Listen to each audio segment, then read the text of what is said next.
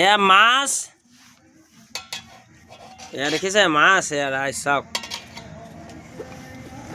এয়া মাছ, এয়া খাহী, এয়া ব্ৰইলাৰ আৰু এইবিলাক চাওক, এয়া কাটা কুটা কৰি আছে। এয়া হৈছে ডিম 1 প্লেট আৰু গাহৰি।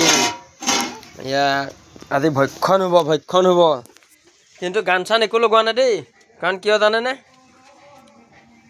গান কি শুনিবনো, এনেই দুখৰ বেদনা চলি আছে। এয়া গান বেলেগতহে বজাই আছে দেই, আমাৰ ঘৰৰ কাষৰ এই বৰ্তাহঁতৰ ঘৰত বজাই আছে। মই গান বজাব দিয়া নাই, কাৰণ মৰমৰ জুবিন দা নাই যিহেতু কাৰণো গান শুনিম, বেলেগৰ গান নুশুনোৱে। সেই গতিকে কাৰোৱে গান নুশুনো, যি বজাই থাকিব সেয়াকে শুনি থাকিব, লোকে বজাব আমি শুনিম। কাৰণ আজি এইবাৰ মনবোৰ বহুত বেয়া।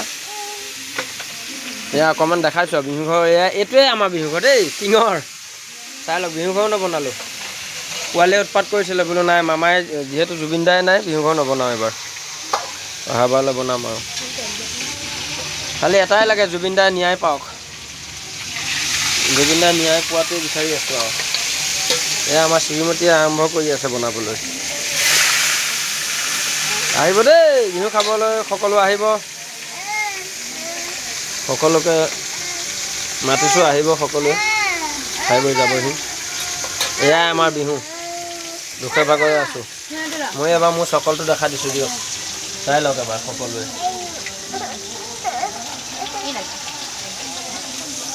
এয়া দেখা দিছোঁ দিয়ক, এইটোৱে আমাৰ বিহু ঘৰ। এইবাৰ অহাবাৰলৈ বিহু ঘৰ বনাম, এইবাৰ বিহু ঘৰ নবনালোঁ দিয়ক। আৰু এইটো আমাৰ সেই চুনু মুনুটো, এইটো ডাঙৰটো, এইটো সৰুটো।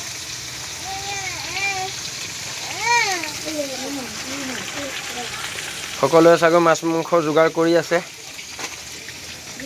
এই ভিডিঅ'টোৰ পৰা এটা অনুৰোধ জনাইছোঁ, যিসকল 108 কৰ্মী আছিলে তেওঁলোককো ভোগালী বিহুৰ শুভেচ্ছা জ্ঞাপন কৰিছোঁ আমাৰ তৰফৰ পৰা বা মোৰ ফালৰ পৰা।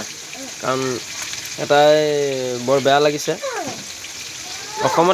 অসমীয়া মগনীয়া হোৱা নিচিনা হ'ল। কাৰণ কিয়, আজি 42 দিন 43 দিন পাৰ হৈ গ'ল, তেওঁলোকক যে তেওঁলোকৰ প্ৰাপ্য সেইটো দিয়া নাই। প্ৰত্যেকৰ আজি অসমবাসীৰ প্ৰতিখন ঘৰতে উৰুকা পালন কৰিছে ভোগালী বিহুৰ, কিন্তু 108 কৰ্মচাৰীবৃন্দই চচলত ধৰ্ণা কৰি পেলাই চচলতে থাকিব লগা হৈছে, তেওঁলোকৰ ঘৰ দুৱাৰ এৰি। সেইটোৱে বৰ দুৰ্ভাগ্য বিষয় হৈ পৰিল। আৰু অতি সোনকালে মামাই যাতে জুবিনদাৰ ন্যায় প্ৰদান কৰে আৰু 108 কৰ্মীসকলকো তেওঁলোকৰ ক্ষতিপূৰণবোৰ দিয়ে, আকৌ তেওঁলোকক অনতি পলমে যাতে তেওঁলোকৰ কৰ্মত নিয়োজিত হ'বলৈ তেওঁলোকক সেৱা আগবঢ়াবৰ বাবে অনুৰোধ জনাই, সেয়ে আশা কৰিছোঁ অসম চৰকাৰৰ ওচৰত। অসমবাসীক ভোগালী বিহুৰ শুভেচ্ছা জ্ঞাপন কৰিলোঁ মোৰ তৰফৰ পৰা।